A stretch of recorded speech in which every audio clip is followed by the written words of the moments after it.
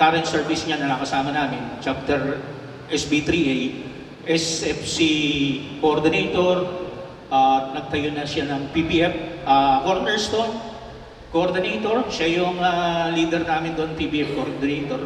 At doon, binigyan na kami ng empowerment. So kaya kami nakatayo rito sa harapan. At dahil dyan, ang ating speaker, it's my honor and privilege to introduce our speaker for tonight.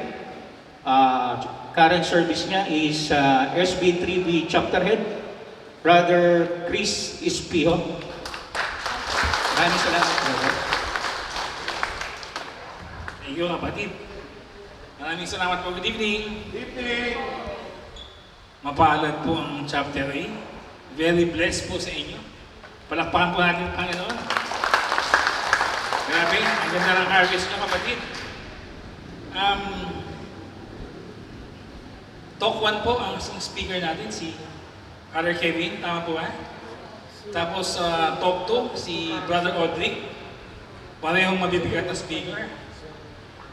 Pero mas may bibigat pa sa speaker natin ngayon. Ito na po yung pinakamabigat na speaker. Kung na kayong maghanap ng mabigat na speaker. Ito na po yun. Hanggang po yun po. So talk 1, that's love. Who is Jesus Christ? Ang grabe ang bibigat ng mga talks. Ang lalim ano? That's love. Who is Jesus Christ? Ngayon po mga kapatid, chill-chill lang tayo. Kwentuhan lang po tayo. Bibigyan ko po ng pahinga. Kaya magalala. So mga kapatid, thank you brother. Okay. Yun. Thank you.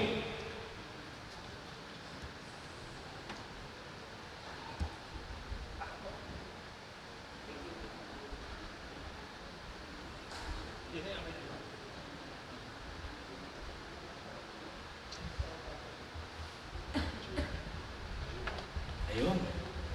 So mga kapatid, pagsisisi at pananampalataya po ang ating talk for tonight.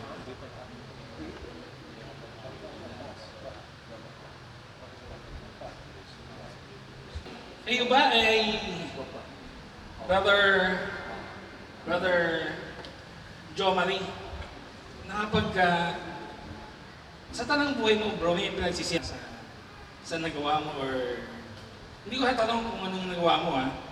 May pinagsisihan ka ba bro? Madami po. Marami. Ikaw sister, hindi po hindi po lusutang babae dito ha. Sister Julie, may pinagsisihan ka na ba? Yes. Sa tanong, meron din. Brother, hindi po. Daniel, sorry. May pinagsisihan ka na ba bro? Yes po. So tatanong ko naman sa CFC. Brother Awir, may pinagsisihan ka na ba? Yes. May tono pa. Yes! Brother TL, may pinagsisihan ka na ba? Yes. So mga kapatid, sa madaling salita, lahat po tayo may pinagsisihan. Ang tanong, kung tama ba yung proseso ng pagsisisi natin? Yun ang tanong eh.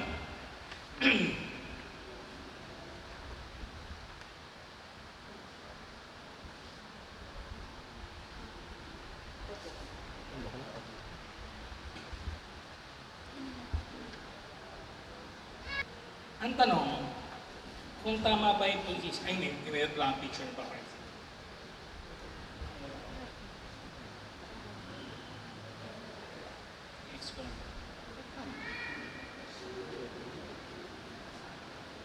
Mga kapatid, salamat po, Chapter Head. Kami po ni Sister Wife, ayan po si Sister Suzette, si Mrs. ko. Ang maganda at mapagmahal po ang aking mga asawa. Wow! Ang daming fans sa akin. Kasi mga kaibigan po niya yan eh. Kaya magpalakpakan. Kami po ay nag-CLP noong 2011, katulad po ninyo. Ang story po ay mag-asawa ay pareho po kami galing sa broken families. Ako po ay naghiwalay yung mga magulang ko ng grade 5 ako. Si Suzette po ang mas malupit, but iniwan po siya ng kanyang father and mother at nag-asawa ng iba. At iniwan po siya sa mga tiyahin niya na old maid. So, nung kami po ay mag-boyfriend-girlfriend, parang hindi makapaniwala si Bro Ariel na gumanda lalaki yung mga ganyan ah. Parang napapagano'n ah. Bro, 32 years ago yan. So that was taken 32 years ago nung mag-boyfriend-girlfriend kami. Sabi namin, nung mag-jowa pa na kami, huwag tayong maghihiwalay pag tayo ay naging mag-asawa. Dahil yung na-experience po namin, iba po yung sabi na, nakatawa ako ng grade 5, tinatanong ako ng mga nanay nung mga classmate ko kasi alam nila naghiwalay. By the way, kami po ang nagsimula ng hiwalayan ng mga divorce ng anal. Noong 1980s, bawal po, tabu ang hiwalayan. Pag nalalaman na hiwalay ang magulang yan, immoral ka. Ganun yun. Kaya tinatago po pag naghihiwalay yung mga mag-asawa. So nung kami, nalaman ng mga classmate ko na hiwalay yung mga magulang ko, nagtatanong sila, okay ka lang ba? Sabi ng parents ng mga classmate ko. So sabi ko lang, okay lang naman. Mahatanda na kami, matured na kami. Grade 5, matured. Grade 6. Siyempre, yun lang po yung auto answer ko na okay lang kami. No? Okay lang kami, kaya namin. Sa totoo lang mga kapatid, hindi pala totoo yun kasi hanggang tumatanda kami, hanggang ngayon, may trauma, may sakit dito sa... alam mo, na kaya ka pala nagkaganito, kaya ka pala may negative aspect, kasi may trauma ka ng bata. Ngayon mo na nare-realize, hindi mo na nare-realize ng bata. Kaya mga kapatid, kung hihiwalay mo si brother, mag-isip-isip po kayo. Huwag na huwag po kayo maghiwalay. Kasi ang inyo po, pag hihiwalay mo asawa mo, kailangan magkaroon naman ako ng buhay. Kailangan magkaroon ako sa... Selfish po yun. Tandaan nyo, kaya tayo nandito ngayon dahil para sa mga anak na natin. Laos na po tayo. Tayo po ay nabubuhay na lang para sa ating mga anak. Siyempre nagmamahalan dapat. Selfish po ang isipin nyo kung kayo po ay mag-ibang pamilya. Kasi ang trauma po ng bata talaga pag iba kang pamilya, ibang anak. Habang buhay po niya nadalhin. Amen po ba? Amen. Sana po naiintindihan nyo. So, ito po ang mga anak ko. Sila po ay yung katabi ko si Tia, si Gail, and si Zach. They are 23 years old, 27, and 22. Sila po ay all serving in Singles for Christ in the community. Ito naman po ako nung binata pa ako, nung nakatrabaho pa lang ako. Para iba yung tawa mo sis ha. So, kaya ito na mahilig po talaga magluto. Kaya kinawin ko na pagluluto. So ano ba ang pagsisisi mga kapatid? Ano ba ang repentance? Ang unang pag-uusapan natin, ano ba ang hindi repentance? Mga kapatid, ang number one, feeling guilty. Yung you feel bad, nakokonsensya ka. Dahil ikaw ay nakagawa ng hindi maganda, nakasakit ka ng tao, nagkamali ka, at iniisip mo na yung pinaggawan mo na mali ay nalaman niya. Nasaktan siya, nahuli ka ng employer mo o ng asawa mo, iniisip mo baka nahuli ako. So you feel bad. So hindi pa ho pagsisisi yun mga kapatid. It is only a part of repentance. Yung feeling bad. Yung feeling guilty. Now, feeling bad is nanlulumo. Nanlulumo ka dahil nakasakit ka, nakagawa ka ng masama, ikaw ay may ginawa kang kalokohan, at in consequence, ikaw ay nagkaroon ka ng bad effect sa'yo, ng ripple effect sa'yo. Ano example? Very basic, traffic light. Ikaw ay tumawid ng pula. Kaso, pinara ka ng enforcer. So you feel bad, ano pa to? Nahuli pa ako. Ibibigay ko yung lisensya ko, titikitan niya ako, pupunta pa ako, magabayad pa ako. And you feel bad. So that is feeling bad. Paano? Balikan rin natin mga kapatid. Paano kung tumawid ka, red light, hindi ka nahuli ng enforcer? Will you feel bad? Baka you feel proud. Di ako nahuli ng enforcer. enforcer. So, yun po ang feeling bad. So, it is not repentance, but is also a part of repentance. Ang repentance po, mga kapatid, it's more on emotion. It is more on emotion, more on pakiramdam po natin. It is a decision, mga kapatid. Decision to turn away from wrongdoing, to turn away from sin, and turn over yourself to God. That is repentance, turning yourself to God, mga kapatid. So, tandaan po natin yun po ang repentance. Ano ba yung mga types of sins and wrongdoings na dapat pong ipag-repent?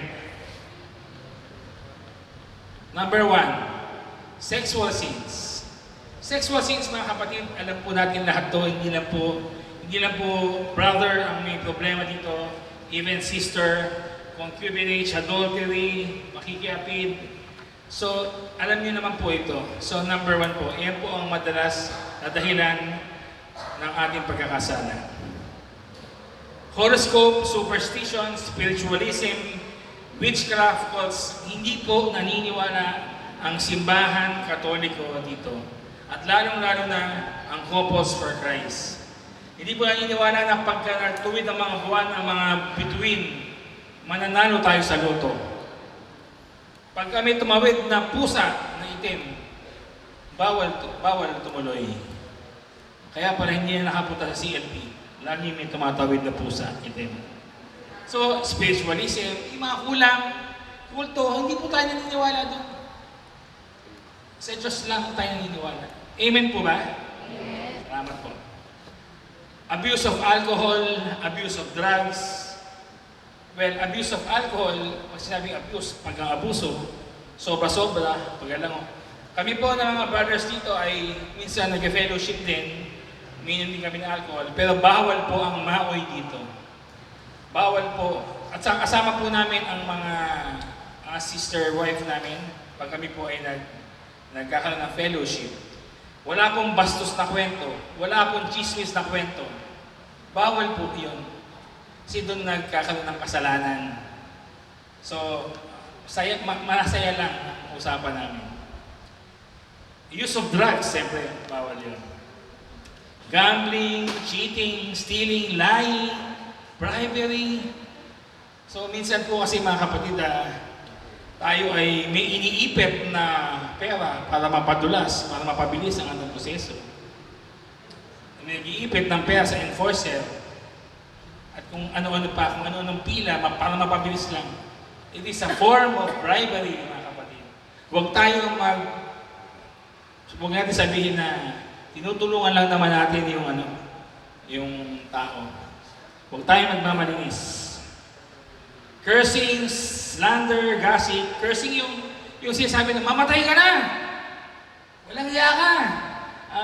Slander yung, alam mo, nakita ko yung asawa mo, babaero pala yan. Wala ka namang ebidensya. Sila ay nagnakaw, wala ka namang ebidensya. It is a form of slander. And gossip and non-Christian religion practice. Mga hindi po naniniwala ang Couples for Christ po dyan. So mga kapatid, bakit ba dapat tayong hindi magkasala? Why should we not sin? Bakit ba? Dahil ba sinabi ng Biblia? Sinabi lang ng Biblia, kapatid? Yun lang ba ang dahilan? Mga kapatid, di ba brother? Mga brothers and mga sisters, ang sarap-sarap gumawa ng kasalanan. Bakit ba bawal? Bakit bawal? Ang sarap-sarap gumawa ng kasalanan. Kung hindi nyo alam, masarap talaga. So, ikikwento ko po ang story ng aming rat store. So, one night, yung natutulog na kami mga 11 o'clock na, yung anak ko nasa sala, nag-aaral, bigla suming, Daddy! Magsigaw pa naman. Napabalik mo sa ako ng tayo eh. Sabi ko, ano ba meron? May dumaan daw na malaking daga sa paa niya. Gabusa. Hindi ko na mahabol, siyempre. Mahahabol ko ba yun? Ang ginawa ko, kumuha ako ng rat cage. Naglagay ko ng paing. Alam mo, 3 araw na, nabulok na Yung pain ko, hindi niya kinuha. Mautak ang daga. Gapusa eh. So siguro ang brain nun medyo malaki na. So kumuha ko ng Rakumi, yung kulay blue na pellets. 3 araw na hindi kinalaw. Alam niyo, meron akong discover sa Shopee, yung kulay black na powder, yung zinc phosphorus ata yun. Sinubukan ko lang, dinilagay ako sa pagkain, sa pain nila. Noong unang gabi, naubos. Sabi ko, ginagawa at ang popcorn ng daga. Di pa nga lang, nilagay na naman ako. Nangalahati na lang. Pangalawang gabi yun. So hindi na ako naglagay, meron pang isa, meron pang konti. Pangatlong gabi, hindi na ginalaw. Sabi ko, mukhang hindi effective. So ang ginawa ko, hindi na ako naglagay. Ika-4 na araw, ika-5, ika-6, yun na nangangamoy na. Nangangamoy. Iba pala ang amoy ng malaking daga. Iba. Iba yung sa maliliit, iba yung malalaki. Tapos, siyempre nakita ko na yung itsura ng daga. Gross eh. So mga kapatid, ang tanong ko sa inyo, ano nangyari sa daga? Nung namatay? Pero di ba nung ginagawa niya yun, nung unang gabi, inisip niya, meron ba nakatingin sa akin?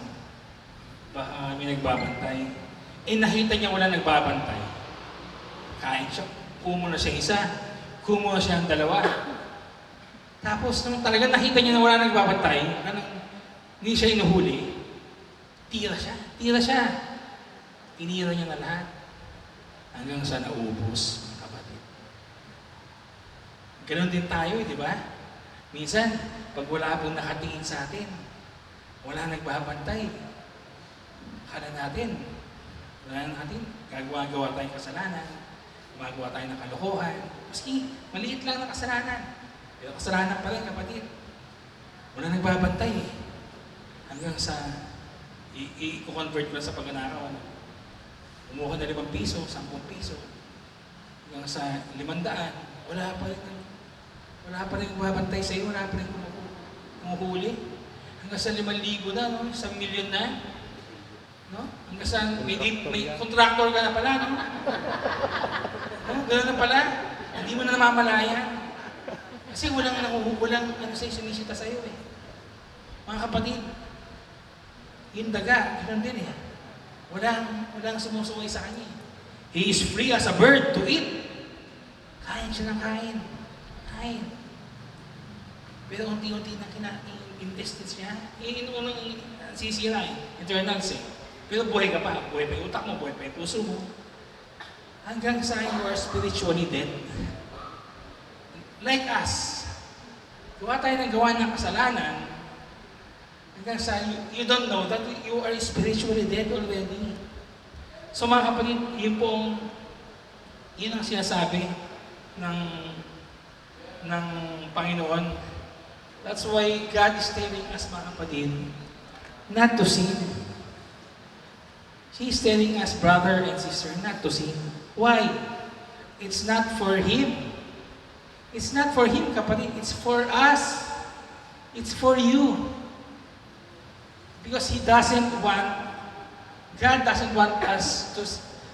doesn't want to see us in pain. God doesn't want us to see us hurting.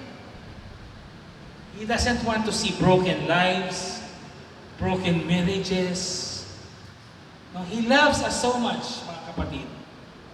The fact na you are in pain, nasaktan din po siya, mga kapatid. Kaya sabi niya, son, do not sin. Daughter, do not sin. Because sin will destroy us, mga kapatid. That's the reason why we should not sin. It will destroy us. It will destroy our lives, our marriages, our finances, our health, our relationship with each other. Yun po ang ginagawa ng kasalanan. Ano ka ba, Brother Chris? Sabi mo, chill-chill lang tayo. Bakit mo seryoso yung kwentuhan natin? So, yun po ang dahilan kung bakit huwag tayo mag-asala. Ngayon, kung si Daga, pinento ko, ikwento ko na siyempre yung buhay ko. Hindi naman ako pwedeng papatalo sa daga. So, ako po ay... May asawa na ako nung nangyari ito. Ako po ay na-involved sa drugs. Heavily involved. Hook, kung tawagin. Hindi ko na ikwento kung hindi ko na-natali. So, paano kami napunta sa Christian Life Program or sa CFC? Sino pong namaning sa inyo? Yung sa simbahan po na recruit. Uy, bro? Sino po ang iba? Simbahan ka rin? Very good ah. So, ganun po, ako din po, nung one Sunday, sinamahan ko yung misis ko, dahil budget na budget ako sa kanya, dahil Sabado ng gabi hanggang umaga, yun ang session namin ng mga barkada. So, umuwi ako Sunday ng umaga na, inis na inis sa akin dahil di ako nakatulong pag-alaga ng bata, so, kaya sinamahan ko siya magsimba. Nung time na sinamahan ko na siya magsimba, siyempre late kami. Merong nagmamani, nagbibigay ng leaflets. Yeah. Bro, kilala namin kasi siya yung parents ng classmate ng anak namin. Sabi, bro, and sis, atin naman kayo sa Christian Life Program. Tapos sabi ko, Christian Life Program, ako pa. So parang ganun kagaling siya sabi ko. Wala sa utak ko yun. Pero nung malaman ko Sabado yun, Sabado kasi yung session namin ng barkada. Nagsisimula yung alas 9, hanggang umaga na. Ganun yung drugs, inom, drugs. Ganun na ginagawa namin. Tapos, nung nalaman ko Sabado yun, sa isip ko, Sabado, tapos alas 8 ng gabi, yung CLP, alas 9 yung session namin. Gagawin ko, iyahatid ko yung misis ko sa Christian Life Program, tapos iiwanan ko. Siya mag-CLP siya, ako mag-session. Yung taba ng utak ko, no? Pinamahagad ako, sige CLP. Dumating yung Sabado, CLP. Pari yung nagtotok. Ang boring, ang lalim God's love, ano bang alam ko dyan sa God's love na yan? So, yung point ko, parang sinisilaban, gusto nang tumayo. Ang tagal pa naman ng tok ng pari, 1 oras. Patapos na. Ay yes, patapos na. Tapos, yung sabi, may groupings kayo, may discussion. May groupings discussion. Kasama ko sa discussion, ang daldal. Yung ka-member ko, ang daming sinasabi talaga. Ang daming kwento. Kaya pinabayaan ko na siya na kwento. Para nang matapos na kami. Para makaalis na ako. Maka-iskapo na ako. So, ganun ang ginawa ko. Pagkatapos ng grouping, so yung team leader, yung father na closing prayer na, okay. Tuwang-tuwa na ako, iyahatid ko yung miss ko. Ano masabi ng team leader? Goodbye! See you next week! Next week pa? Malaman lamang ko, 12 talks pala. So anyway, dumating yung talk 4. Nandito kasi ako sa aisle na ito, naalala ko Diyan ako nakapwesto. Ang yabang ng speaker. Yung talk 4 namin, repentance and faith. Iba pa dati, iba ang number pa. Ang yabang ng speaker. Yung si Aguila, kilala niyo pa yung bro? Arnold Aguila. Batanggenyo. Ano mo sabi niya? Walang iya ka! Magbago ka na! Bakit alam yung gago ko? Ang praningke, kasi may drugs ka pa sa katawan napapraningke So, hindi naman niya ako kilala. Naturo lang niya. So mga kapatid, yun po ang istorya ng Christian Life Program. Natapos naman namin, tanong niyo po kung nagbago naman ako kagad. Hindi. Hindi po. May proseso po yun. Pero paano nagbago? Alam niyo mga kapatid, nakikita niyo po yung mga service team sa kanan niyo. Siya po, naka-green. Mga service team, yung team leader, yung mga servant, yung mga music men, nakikita niyo po sila, mga kapatid. Ang gaganda lang ngiti nila lagi, no? Kala mo, daming pera. Wala rin pera yung mga yan. Inyari lang yung mga yan. Yung mga ngiti, mayaman ng ngiti lang yan. Pero alam niyo mo kapatid, masikapos kami. Kasi, ewan ko ba pag di niya magbigay ang mga yan? Bibigay nila yung oras nila, bibigay nila yung konting pera nila, bibigay nila yung service nila. Alam mo, tarantado ko kami mga tarantado, hindi ko akalain na may ganyan pa ng tao. Sa mundo ko, hindi ginagalawan. Sabi yung drug dependence, being addict, Sa puro ganun. Sila lang mga kasama ko eh. Puro gulangan, puro dayaan, puro skoran, puro ganun. Hanggang sa makakaisa ka talaga. Dito po hindi eh. Hindi ko akalain na may ganun palang tao. So yun po yung unti-unti nagpabago sa akin, kapatid. So sana may experience yun po yun. Amen? Amen po mga kapatid. So mga kapatid, ito po, alam niyo ba yung Parañaque Drug Abuse Center? Sa Bulungan po ito. Ito po yung rehab center ng Parañaque. Ito po, dito po kami nagsiserve ngayon. Kasama ng aking mga volunteers ng Reform. Ang Reform volunteers, amen. Kami po ay nagsiserve doon. Kami po ay nagpapastor. Kami po ay nagbibigay ng mga talks. Kami po ay nagpapacilitate ng mga SUDs, mga drug addicts. Iba po talaga gumalaw ang Panginoon, ano? Ang haba ng proseso. Ginawa muna niya akong drug dependent bago kami nilagay sa ganito. Alam niyo mga kapatid, yung dating addict, nagpapastor na ng addict. Amen? Amen kapatid. At yung dating kalaban ng batas, kalaban ng otoridad, yung otoridad na ngayon ang humingi sa amin ng recommendation kung anong gagawin sa mga drug dependents sa Parañaque. Yan po si Mayor Olivares, kami po ay na-awardan as Couples for Christ, as Reform. At dahil nag-serve po kami at kami po ay nagsisilbi sa Parañaque. Amen? Palakpakan po natin ang Panginoon. Iba talaga gumalaw ang Panginoon. So, ano bang kailangan natin para makapag-repent tayo? Number 1 po, be honest. Maging tapat po kayo. Yung kasalanan is kasalanan. Huwag po natin i-sugarcoat. At huwag po tayo magtuturo na siya yun eh. Sinunod ko lang siya eh. Ginaya ko lang siya. Siya yun. Huwag po ganun. May lakas ka ng loob na gumawa ng kasalanan. Malakas din dapat ang loob mo na angkinin mo yung kasalanan. Amen? Amen po doon mga kapatid. Be humble. Magpakumbaba ka. Tandaan mo, aminin mo na you are weak. Na you admit it na you cannot do it, you cannot change without God.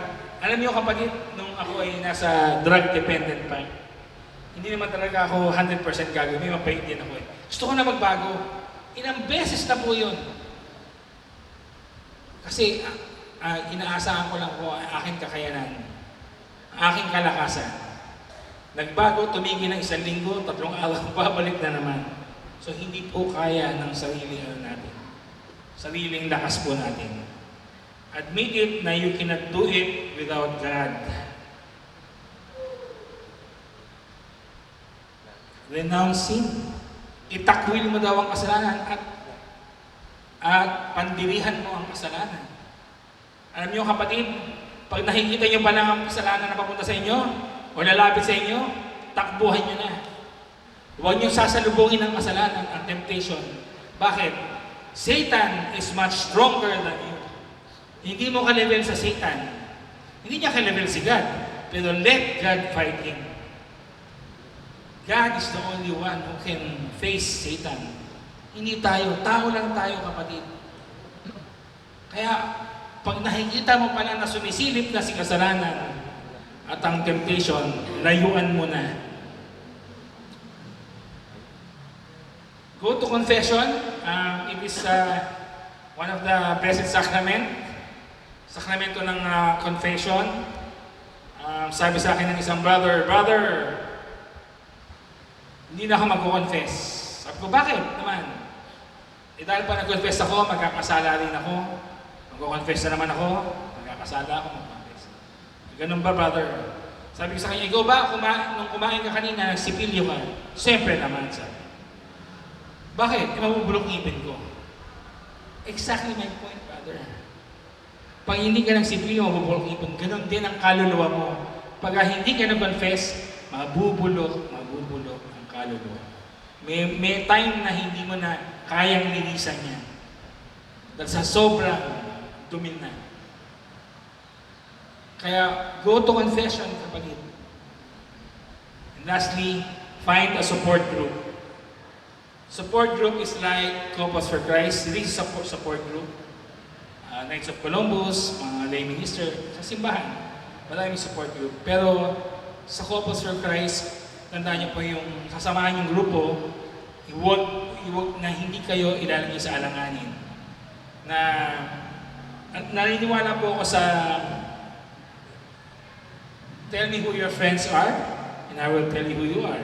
Pag ikaw ay manginginom, kapatid, pag ikaw ay hindi manginginom, at sumama ka sa manginginom, dahil nag-enjoy ka sa kwentuhan nila, sooner or later, mag-iinom ka na rin sigurado. Kung ikaw ay hindi chismosa, sumama ka sa grupo ng mga chismosa, nag-enjoy ka, sooner or later, ikaw na rin ay magiging chismosa. Amen? Totoo po yun. Subok na po yun.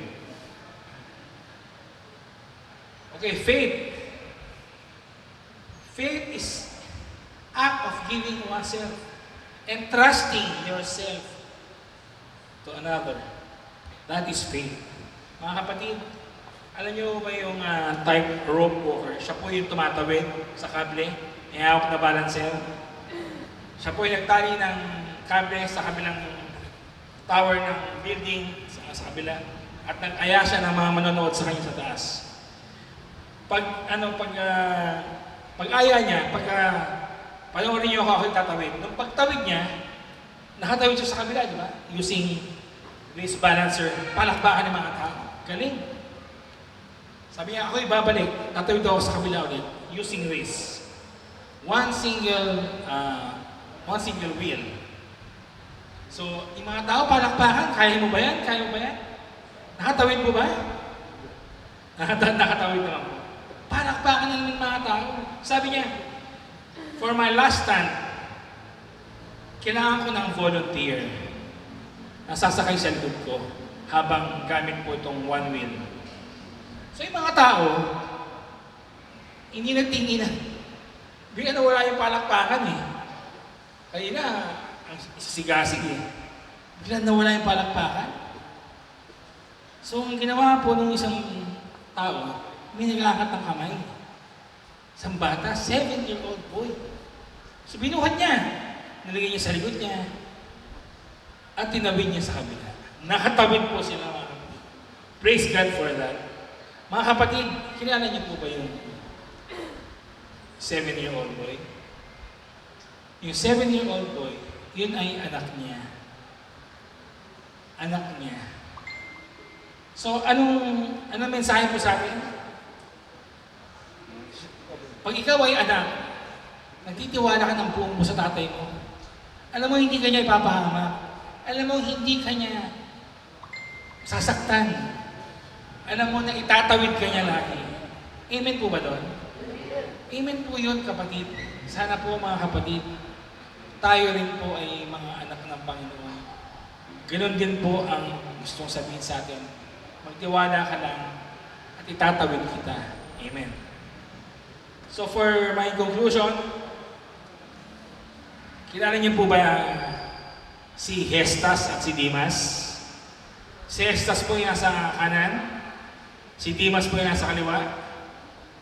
Ano sabi po ni Hestas nung nakabako sila sa gitna ni si Kristo nasa gitna, Hestas sa kanan. Sabi niya, kung ikaw ay Panginoon talaga, bakit hindi mo i-save ang sarili mo? Sabi niya, nanggigiri pa, parang nang-aano pa si Hestas. Sinusubukan ba? Ano sabi naman ni Dimas? Ano ka ba, Hestas? Matay na lang tayo. Kinukutihan mo ba yung Panginoon? Hindi ka pa magsisi? Sabi ni Dimas. Alam mo, sabi ni Dimas kay Jesus, Panginoon, ako po ay nagsisisi sa aking mga nagawa. Kasi mga mag-anak ko sila, silang dalawa. Ako po ay nagsisisi. Isama mo ko sa iyong hari. Ano ang sabi ng Panginoon?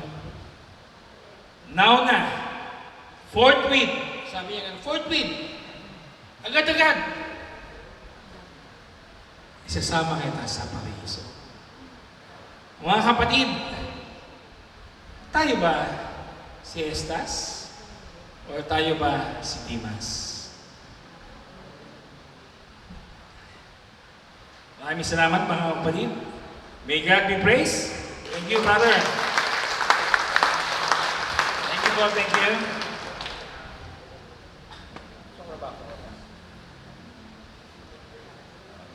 Maraming salamat. Maraming salamat, Bro Crispy. Mami, salit lang, bro. Picture. Alam ko to, contest to eh. Ayun. Maraming salamat sa napakagandang mensahe mo sa amin tungkol sa Talk 3. At dahil dyan mag-wrap up kami. Maraming salamat.